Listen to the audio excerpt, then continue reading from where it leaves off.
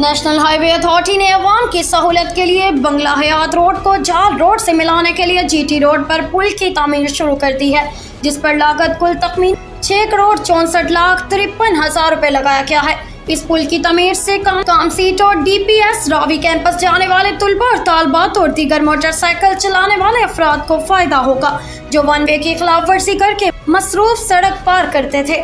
یہ بات NHA ساہیوال کے ڈپٹی ڈائریکٹر امیر حیدر نے کمشنر ساہیوال شعیب اقبال سید کو دورے کے دوران بریفنگ دیتے ہوئے بتائی۔ اس موقع پر ایڈیشنل کمشنر کوآرڈینیشن شفیق احمد ڈوگر اور NHA کے اسسٹنٹ ڈائریکٹر محمد علی عاطف بھی موجود تھے۔ انہوں نے بتایا کہ یہ پل پیدل اور موٹر سائیکل پر سفر کرنے والوں کے لیے بنایا جا رہا ہے جو 2 ماہ میں مکمل کر لیا جائے گا، جس سے جی ٹی روڈ کراس کرتے وقت ہونے والے جان لیوا حادثات سے بچا جا سکے گا۔ انہوں نے مزید بتایا کہ منصوبے کے تحت پل کے دونوں طرف موٹر سائیکل سواروں کے لیے اسپیشل ریمپ اور پیدل افراد کے لیے سیڑھیاں بنائی جائیں گی۔